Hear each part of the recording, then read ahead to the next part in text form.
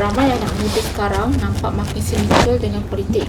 Bersih nampak trend ini sebagai kegagalan sistem atau kegagalan sivil sendiri? Ya, kalau dari segi pandangan kami, mungkin kegagalan kedua-duanya lah. Iaitu pertamanya mungkin kita lihat trajektori gerakan sivil selepas 2018 agak menurun, ataupun mungkin tak menjunam lah, tapi dia menurun lah dari segi penglibatan secara aktif yang kritikal.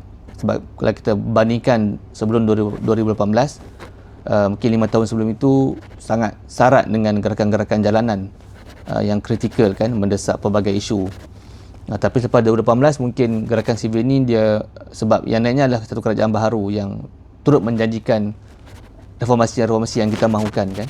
Jadi kita memberi ruang sedikitlah untuk kerajaan baru mungkin beradaptasi dan juga melakukan memulakan proses-proses ke arah pembentukan polisi reformasi yang lebih baik. Jadi disebabkan ini mungkin di situlah gerakan sivil ini dilihat semakin jauh ataupun semakin menurun dari sudut skala ataupun dari sudut kekuatan bersuara mereka lah, walaupun suara tu sebenarnya ada kan, sentiasa kritikal, tetapi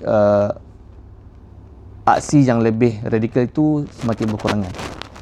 Itu yang pertama. Yang kedua adalah mungkin kegagalan politik sebab banyak manifesto-manifesto yang dijanjikan ataupun janji-janji yang pernah diucap dalam siri-siri pilihan raya masih belum terlunas ataupun tertunai oleh parti pemerintah kan, walaupun dah banyak kali pertukaran kerajaan, dah 3 kali pertukaran kerajaan selepas langkah Sheraton kan.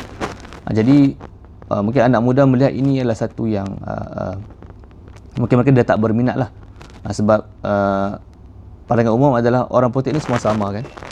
Jadi orang muda mungkin tak mahu terlibat ataupun tak mahu terpalit dengan persepsi bahawa ahli politik ni kotor, ahli politik ini suka menipu kan, ataupun tidak jujur lah.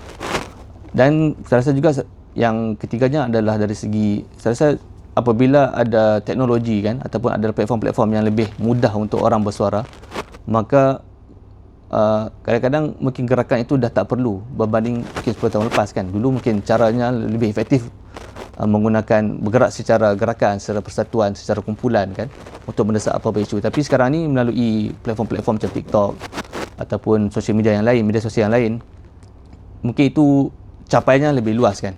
Jadi siapa saja boleh bercakap tanpa perlu ada satu gerakan kan, sebab suaranya akan terus amplify melalui media-media sosial. Cuma di situ ada juga bad side lah ataupun ada kontranya lah. Mungkin suara itu walaupun amplifiernya lebih besar melalui media sosial, tetapi tuntutannya tak konkret ataupun tak jelas apa tindakan yang boleh diambil oleh kerajaan dan sebagainya lah. Jadi saya rasa dia adalah mixture lah kan, pelbagai faktor lah menyebabkan mungkin anak muda dah kurang berminat dengan politik. Tapi kalau kita nak kata mereka fatigue pun tidak tepat juga, sebab banyak juga anak-anak muda, kumpulan-kumpulan baru yang muncul yang semakin kritikal kepada kerajaan dan juga kepada pembangkang kan. Sebab mereka dia tak percaya kepada kedua-duanya. Jadi satu gerakan rakyat yang baru sedang mula bertumbuh lah.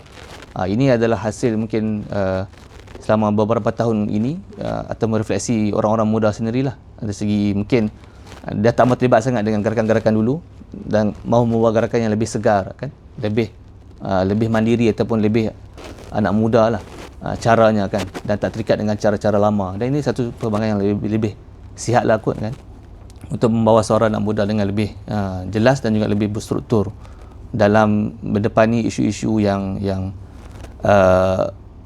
mendepani isu-isu yang belum tuntas lah dalam politik Malaysia kan. Okey.